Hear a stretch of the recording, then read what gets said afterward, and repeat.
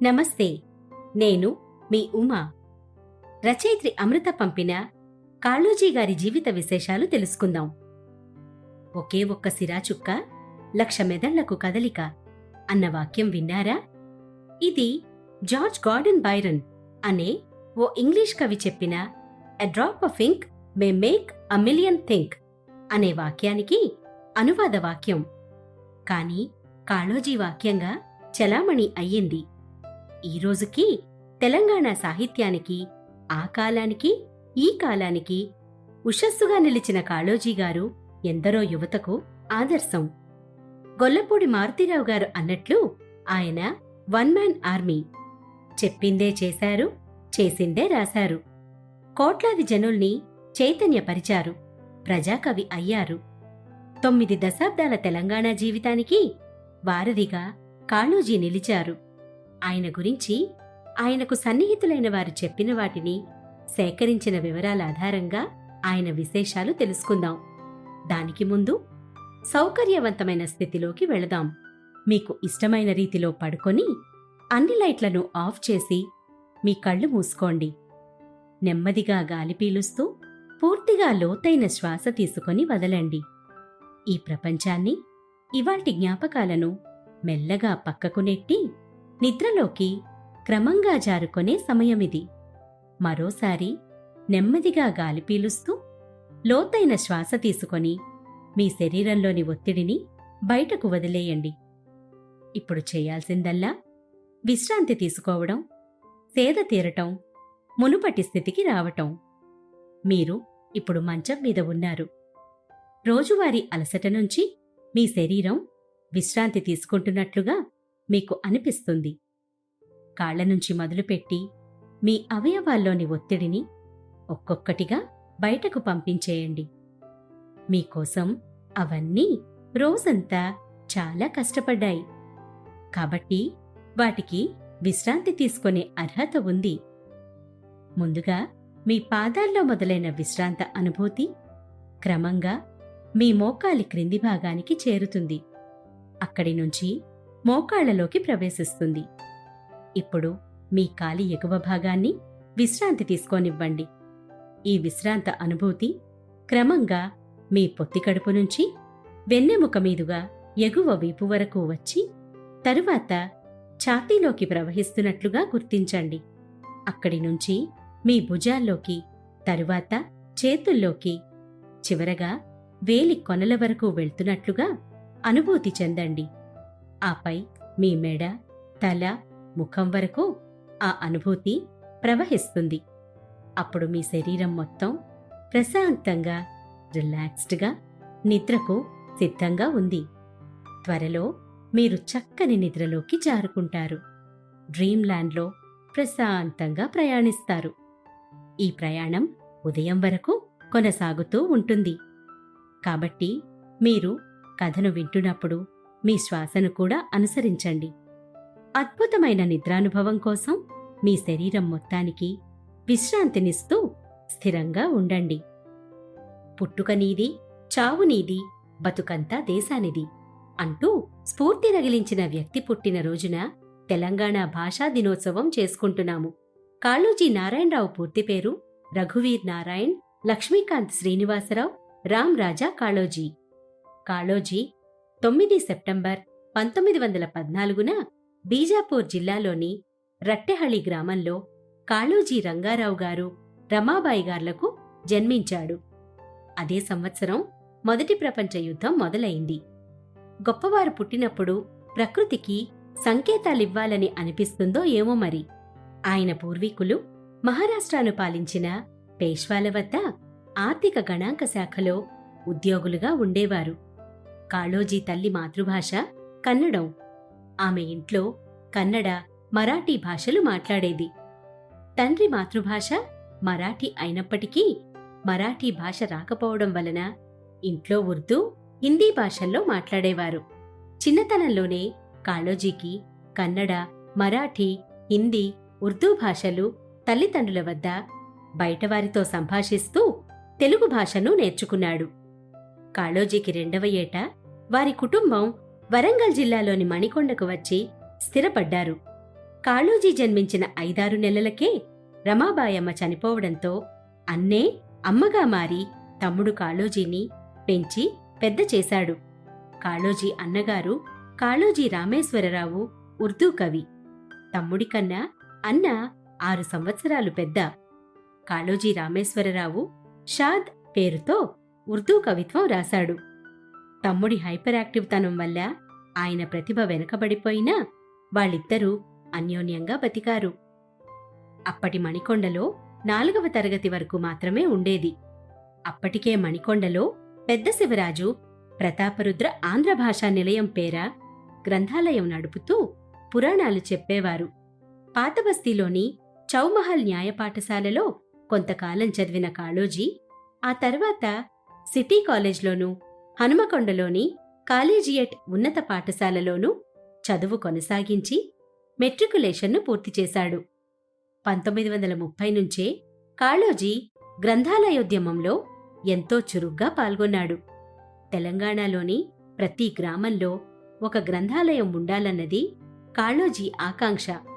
సత్యాగ్రహోద్యమంలో పాల్గొని 25 సంవత్సరాల వయసులో జైలు శిక్ష అనుభవించాడు. నిజామాంధ్ర మహాసభ, హైదరాబాద్ స్టేట్ కాంగ్రెస్తో కాళోజీ అనుబంధం విడదీయరానిది. కాళోజీ అన్న కాళోజీ రామేశ్వరరావు మిడిల్ స్కూల్ పాసయి లా చదువుకు హైదరాబాద్ వస్తే అన్నతో పాటు కాళోజీ కూడా హైదరాబాద్కు వచ్చి 2వ ఫారంలో చేరాడు. 1938లో కాళోజీ అన్న ఉర్దూ మీడియంలో లాయర్ చదువు పాసై వరంగల్ వెళ్తే కాళోజీ కూడా వరంగల్ వెళ్లి హైస్కూల్లో చేరాడు. అప్పట్లోనే కాంగ్రెస్ ఉద్యమంలో పాల్గొన్నాడు. వార్ధాలో కాంగ్రెస్ మీటింగ్కు 1940లో వెళ్లాడు. అదే సంవత్సరంలో ఆయన జీవితంలో 2 విశేషాలు జరిగాయి. మొదటిది, అదే సంవత్సరం వేలూరు మాణిక్యరావు గారి కుమార్తె రుక్మిణీబాయిని వివాహం చేసుకున్నాడు. ఆమెను అందరూ యాదక్క అని పిలిచేవారు. అలాగే అదే సంవత్సరం వకాలత్ గ్రూప్ పాసై వకీలు కూడా అయ్యాడు. ప్రాక్టీస్ పెట్టాడు కాని ఇమడలేదు. న్యాయశాస్త్రం చదివుండి కాళోజీ ఏనాడూ రూపాయి సంపాదించకపోయినా అన్నే ఇల్లు నడుపుతూ వచ్చాడు. ఒక విధంగా తండ్రిలా సాక్కుంటూ వచ్చాడు అన్నగారు. నిజాం రాజ్యంలో అకృత్యాలను సహించలేక నిరసించాడు. బిల్లా బహిష్కరణకు గురయ్యాడు. తెలంగాణలో నిజాం జమానాలో నెలకొన్న ఇబ్బందికర పరిస్థితులను ఎదిరించాడు. ఆర్య సమాజ్ సభలు, ఊరేగింపులు, కాంగ్రెస్, కమ్యూనిస్టుల కార్యకలాపాలు, రచయితల సభలు అన్నీ కాళోజీకి భాగం పంచినాయి. సహయువకుల్ని చైతన్యంలోకి ఏకం చేశాడు. గాంధీ అహింసా మార్గాన్నే శిరసా వహించినా అవసరాన్ని బట్టి ప్రతిహింసను కూడా ఆహ్వానించాడు. నిజాంకు వ్యతిరేకంగా తీవ్ర స్వరంతో కవితలు రాసిండు. నిజాం దుష్కృత్యాల్ని తన సహజ శైలిలో ఎదిరించాడు. గోల్కొండ పత్రికలో నిజాం ప్రధానికి బహిరంగ లేఖలో ఇలా తనని తాను పరిచయం చేసుకున్నాడు. కోట గోడల మధ్య ఖూనీ జరిగిన చోట గుండాల గుర్తులు గోచరించినవా, జెండా ఎత్తినా ఎంత జంబియాలు దూసినా శిక్ష తప్పదటంచు చెప్పవచ్చితివా అంటూ కవితా ప్రశ్నలు సంధించాడు. నిజాం ఆగ్రహించి కాళోజీకి వరంగల్ నగర బహిష్కారం విధించారు. కాళోజీ మరింత తీవ్రంగా అంకితభావంతో అక్షరం సంధించాడు. 1939, 1943లలో 2 సార్లు జైలుకి వెళ్లాల్సి వచ్చింది. ఆంధ్రప్రదేశ్ ఏర్పడినప్పుడు పాములపర్తి సదాశివరావు గారితో కలిసి తెలంగాణ ప్రత్యేక సంచిక వెలువరించాడు. విశాలాంధ్ర కావాలని అన్నాడు. తెలంగాణకు జరుగుతున్న అన్యాయాన్ని నిరసిస్తూ ప్రత్యేక తెలంగాణ కావాలని అడిగాడు. ఆనాటి నుంచి కాళోజీ మాటల్లో చెప్పాలంటే, నా జీవితంలో నేను వేరే పనిపాటలేమీ పెట్టుకోలేదు, కాబట్టి ఫలానా చోటుకి ఫలానా రోజుకి పోవాలి అనే నియమం ఏమీ లేదు. నాతోటి కలిసిన వాండ్లతో గంటో అర్థో మాట్లాడే వరకు వాండ్రతో ఆత్మీయత ఏర్పడ్డం, వాండ్లు ఇంకో దిక్కు పోదామంటే వాండ్ర వెంబడి పోవడం, అసలు ఇంటి నుంచి బయల్దేరి పోదామనుకున్న ప్రదేశానికి పోకుండానే మరో దిక్కు పోవడం చాలాసార్లు జరిగింది. నేను ఏ రోజున ఎక్కడ ఉంటానో ఎవరికీ తెల్వది. అన్నమాట ఇలా తిరుగుతూ తన జీవితాన్ని గూర్చి అతిథివోలె ఉండి ఉండి అవని విడిచి వెళ్ళుతాను. పల్లె పట్టణంబులనక పల్లేరై తిరిగినాను. మురికినీటి నడుమ ఉన్న ఇరుకులలో ఇరికినాను. కూటిపేద తన కబళము నోటకీయ గుడిచినాను అంటూ రాసుకున్నారు. ఈ కాళోజీ రాసిన కవిత చాలా ప్రసిద్ధి పొందింది. మీరు వినే ఉంటారు. 1943వ సంవత్సరంలో చిలుకూరులో జరిగిన ఆంధ్రమహాసభలో ఆయనకు ప్రజాకవి అనే బిరుదు ప్రదానం చేశారు. అప్పటికే కాళోజీ జీవితానికి సమాంతరంగా కవిత్వాన్ని రాస్తూ ఉండేవాడు. అయితే అప్పటి సమకాలీన రాజకీయ ఉద్యమాల నుండి విడదీసి చూడలేము. కాళోజీ 1960లో సంపన్న దేశాలిచ్చే సహాయాన్ని దృష్టిలో ఉంచుకొని ఎంతో వ్యంగ్యంగా రచించిన కవిత ఈనాటికి సరిపోతుంది. మీరే వినండి. బడుగు జాతి ఏడిస్తే బలిసినోడు ఏడిస్తే బత్యాలకు సరిపుచ్చక బ్రతుకు బేరమెన్నాళ్ళు విత్తనాల గింజలతో విందులారగించి త్రేంచి వ్యవసాయము సాగదీనుచూ వగల మాటలెన్నాళ్ళు. ఈరోజుకి మనకి ఆకలి మెతుకులిచ్చే రైతుల కష్టాల గురించి మనకి తెలుసు కదా. 1945వ సంవత్సరంలో కాళోజీ లిన్ యూ టాంగ్ రాసిన పుస్తకం ఒకటి చదివాడు. దాని పేరు ద ఇంపార్టెన్స్ ఆఫ్ లివింగ్. అందులో కొన్ని వాక్యాలు ఇలా ఉంటాయి. A man with a sense of detachment towards life based on a sense of wise disenchantment. From this detachment comes high-mindedness, which enables them to go through life with tolerant irony and escape the temptations of fame and wealth and achievement, and eventually makes him take what comes. అంటే తామరాకుపై నీటిబొట్టుగా బంధాలని వదిలించుకోగలిగితేనే మనస్తత్వం వికసించి తుచ్చమైన వాటి వెనుక పరుగులు తీయటం మానుకోగలం, ఏది ఎదురైనా స్వీకరించగలం అని అర్థం. ఈ వాక్యాల్లో ఉన్న తత్వాన్ని కాళోజీ జీర్ణించుకున్నాడు. అందువల్ల ఆయన జీవితం అలానే గడిపాడు. ఈ పుస్తక ప్రేరణతోనే కాళోజీ నర్హకుని నాట్యాలు, గాయకుని గానాలు, వాదిల్రుని వాద్యాలు, శిల్పకుని శిల్పాలు, చిత్రకుని చిత్రాలు, అంగనల అందాలు, కందర్చు కయ్యాలు, కవిరాజు కావ్యాలు, కర్షక నీ కార్రు కదలినన్నాళ్లే అనే ఈ గేయం రాశాడు. అది నా గొడవ అనే పుస్తకంలోనిది. ఆధునిక కవితాయుగంలో కాళోజీ నా గొడవ అనే పుస్తకంలో ఆయన ఆత్మకథ, ఆయన కవితలు స్పష్టమైన సామాజిక దృక్పథాన్ని తెలియజేయడంలో వస్తుపరంగా, అభివ్యక్తిపరంగా, శిల్పపరంగా సరళమైనవి. లలితంగా, స్పష్టంగా, సూటిగా, భావాత్మక వేదన అంతఃసూత్రంగా కాళోజీ కవిత సాగింది. దాదాపు 7 దశాబ్దాల పాటు సామాజిక సమస్యలకు సమాంతర స్పందనలే కాళోజీ. నా గొడవ ప్రశ్నార్థకమైన సామరస్యం స్వభావానికి సరిపడని ధిక్కార స్వరమై ఆయన కవిత్వంలో గోచరిస్తాయి. కాళోజీకి పార్టీ పాతివ్రత్యం గిట్టదు. రాజ్యహింస, అధికృత హింస నచ్చదు. బహుభాషా సంస్కృతులలో సహజీవనం చేసిన విప్లవ ఋషి, సజీవోద్యమ కవి ఆయన. మాడపాటి హనుమంతరావు, సురవరం ప్రతాపరెడ్డి, జమలాపురం కేశవరావు, బోర్గుల రామకృష్ణారావు, పివి నరసింహారావు వంటి వారితో కలిసి కాళోజీ అనేక ఉద్యమాల్లో పాల్గొన్నాడు.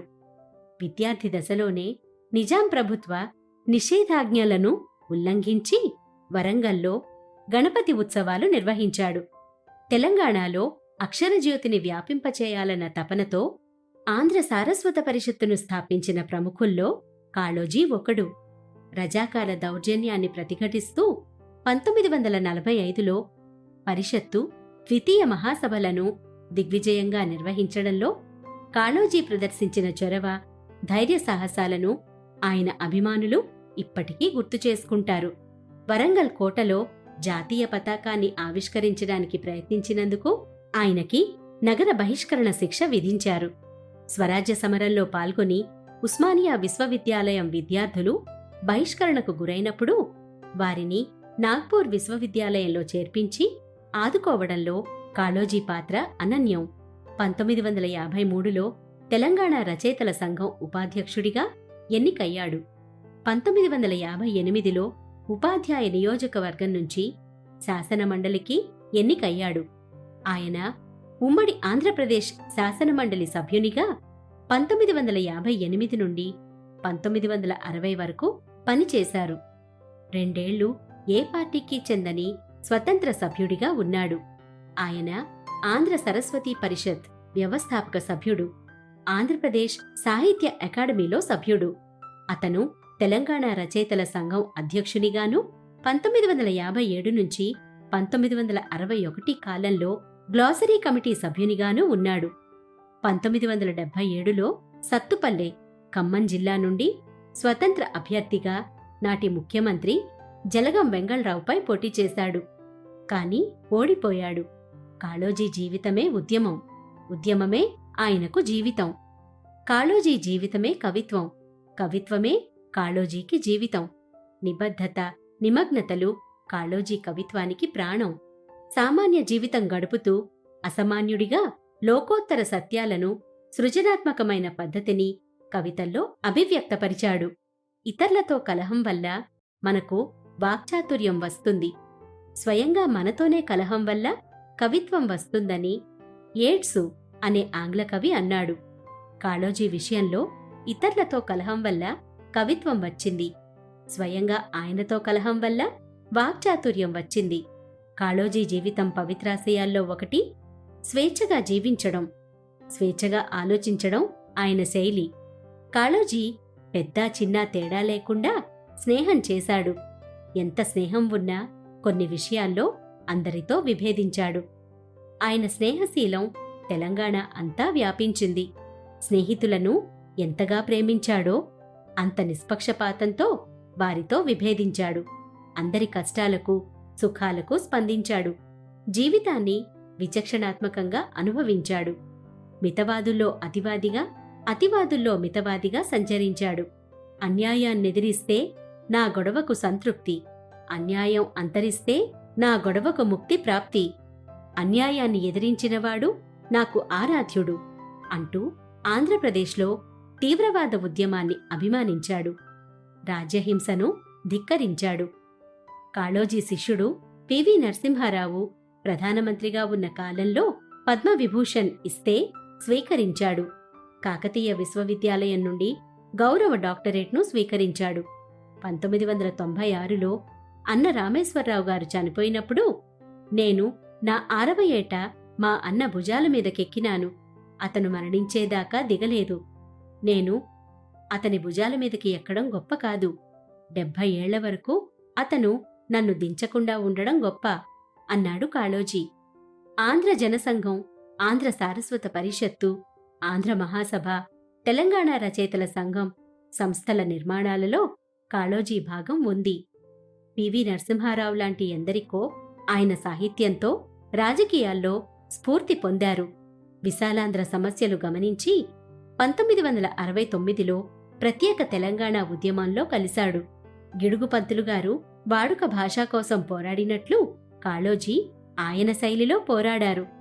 అన్యభాషలు నేర్చి ఆంధ్రంబు రాదంచు సకిలించు ఆంధ్రుడా చావ వేటికిరా అంటూ మరో యాసలో ఎవని వాడుక భాష వాడు రాయాలే, ఇట్లా రాస్తే అవతలోనికి తెలుస్తదా, మనను మనం తక్కువ చేసుకున్నట్లే, ఈ బానిస భావన పోవాలే, నేనెన్నోసార్లు చెప్పినా భాష 2 తీర్లు, ఒకటి బడి పలుకుల భాష, రెండోది పలుకుబడుల భాష, పలుకుబడుల భాష గావాలే అన్నాడు కాళోజీ. నా పరాయితనం పోగొట్టి ఆర్ద్రత చెలిమి చెలమలో చిందునన్నాళ్ళు నా ఇరుమల చేరి దూరి అడ్డమైన మురికినంతా తన్నేసి జీవననది జీవనదిగా ప్రవహించునన్నాళ్ళు నేను బ్రతికే ఉంటానని మిత్రులందరికీ చెప్పిన ప్రజాకవి కాళోజీ 13 నవంబర్ బుధవారం 2002న నిమ్స్ హాస్పిటల్లో మరణించాడు. కాని ఆయన కథల్లో, కవితల్లో, గేయాల్లో బ్రతికే ఉన్నాడు, ఉంటాడు. కాళోజీ మరణించినప్పుడు జయప్రకాష్ నారాయణ చావు నీది, పుట్టుక నీది, బతుకంతా దేశానిది అన్న మాటలు కాళోజీకి వర్తిస్తాయి. ఆయనకి వచ్చిన పురస్కారాలు, గౌరవాలు 1992లో పద్మవిభూషణ్, భారత 2వ అత్యున్నత పౌర పురస్కారం, 1972లో తామ్రపత్ర పురస్కారం, 1968లో జీవనగీత రచనకు ఆంధ్రప్రదేశ్ ప్రభుత్వంచే అనువాద పురస్కారం. 1996లో సహృదయ సాహితీ విశాఖ వారి గురజాడ అవార్డు. 1996లో కళాసాగర్ మద్రాస్ వారి విశిష్ట పురస్కారం. బోర్గుల రామకృష్ణారావు మెమోరియల్ మొదటి పురస్కారం. ఆంధ్రప్రదేశ్ ప్రభుత్వంచే 1981లో సత్కారం, ప్రజాకవి అనే బిరుదు. ఆంధ్రప్రదేశ్లో ఎన్నో సాహితీ సంఘాలచే సన్మానాలు. Ramineni foundation award, Gadicherla foundation award. ఆయన రచనలు, ఆయన మరాఠీ, ఇంగ్లీషు, ఉర్దూ భాషల్లో పండితుడు. ఎన్నో ఇతర భాషా గ్రంథాలను తెలుగులోకి అనువదించాడు. 1943లో ఆయన కథల్ని కాళోజీ కథలు పేరుతో అప్పట్లో హైదరాబాద్లో ఆంధ్ర పబ్లిషింగ్ కంపెనీ అణా కథలు గ్రంథాన్ని తన 14వ ప్రచురణగా ప్రచురించింది. అణా కథలు, నా భారతదేశ యాత్ర, పార్థివ వ్యయము, కాళోజీ కథలు, నా గొడవ, జీవనగీత, తుది విజయం మనది, తెలంగాణ ఉద్యమ కవితలు, ఇది నా గొడవ, బాపు బాపు బాపు అనేవి ఆయన రాసిన కొన్ని ప్రముఖ రచనలు. కాళోజీ గారు కొన్ని కథలు కూడా రాశారు. అందులో ఓ చిన్న 3 పేజీల కథ ఉంది. దాని పేరు మనమే నయం. ఆ కథని ఇప్పుడు క్లుప్తంగా చెప్పుకుందాం. మనమే నయం అని రాసిన కథలో మనం అంటే మనం కాదు. ఎందుకంటే కథలో 2 ముఖ్య పాత్రలు, ఒక ఆడ ఎద్దు, ఒక మగ ఎద్దు. ధన సంపద వలన పెద్దలైనా వారు మూగజీవాలకి న్యాయం జరగాలని ఓ సభ నిర్వహించారు. అందులో 4 కాళ్ల జంతువులతో పాటు 2 కాళ్ల మనలాంటి జంతువులు కూడా కూడారు. అందులో గుర్రాలకి, గాడిదలకి తేడా తెలియని వారు ఎందరో ఉన్నారు. మూగజీవాలకి న్యాయం జరగాలని జరిగే వాదవివాద చర్చల్లో తాము చేసే అన్యాయాల గురించి ఎవ్వరూ మాట్లాడుకోవట్లేదు. ఇవన్నీ చూసి ఆ గుంపులో ఓ తెల్ల ఎద్దు ఇలా అంటుంది, చూసావా, మనకి ఏదో న్యాయం చెయ్యాలని ముస్తాబు చేసి తీసుకొచ్చారు. కాని మనల్ని ఎంత హింస పెడుతున్నారో ఎవరూ చెప్పట్లేదు. వీళ్ళు మనకే న్యాయం చేస్తారు, ఇప్పుడు ఏదో అన్యాయం ఎదిరిస్తాం అని బయలుదేరారు.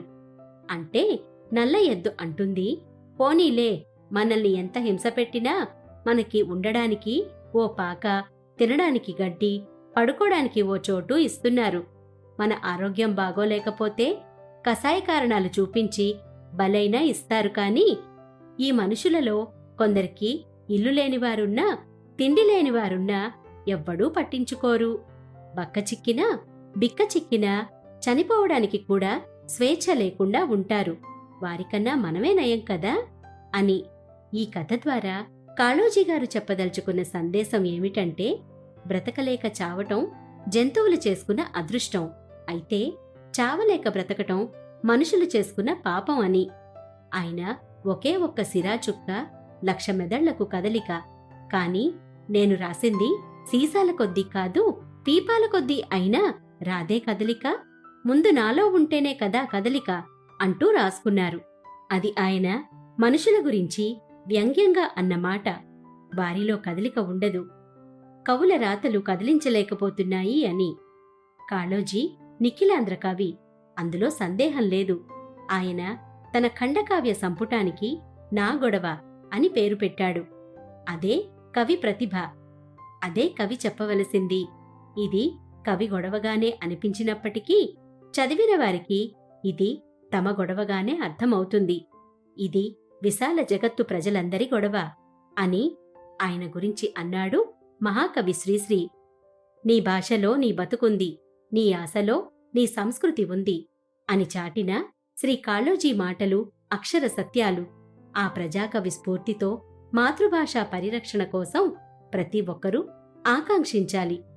ఇతను నావాడు, ఇతను పరుడు అనే భావం అల్పబుద్ధులకు ఉంటుంది. ఉదార చరితులకు వసుధ అంతా తన కుటుంబమే అన్నట్లు వసుధ అంతా తన కుటుంబంగా భావించిన కాళోజీ జీవితమంతా సమాజ సేవకే అంకితం చేశాడు.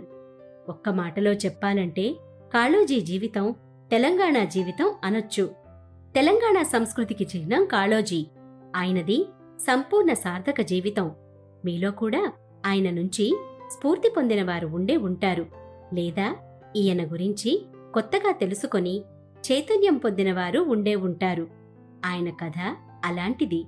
ఆయన మాటలు అంత పదునైనవి. కాలానికి కాలునికి జీ అనని కాళోజీ. ఈయన పుట్టినరోజునే తెలంగాణ భాషా దినోత్సవంగా జరుపుకుంటున్నాము. మీకు ఈ కాళోజీ గారి విశేషాలు నచ్చాయని ఆశిస్తూ శుభరాత్రి. ప్రశాంతంగా నిద్రపోయేందుకు నీంద్ యాప్లోకి అడుగుపెట్టండి. ఈ క్షణమే నీంద్ యాప్ను డౌన్లోడ్ చేసుకోండి.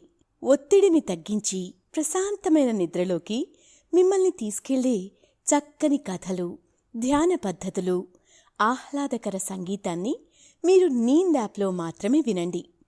ఇవే కాకుండా పలు రకాల స్లీప్ ప్రోడక్ట్స్ అయిన sleep gummies, milk mix, sleep tea bags గురించిన సమాచారం తెలుసుకోవచ్చు. ఈ ప్రోడక్ట్స్కి మీరు బానిస అయ్యే అవకాశమే లేదు. వీటిని వాడడం వల్ల మీకు ఎటువంటి సైడ్ ఎఫెక్ట్స్ కూడా ఉండవు.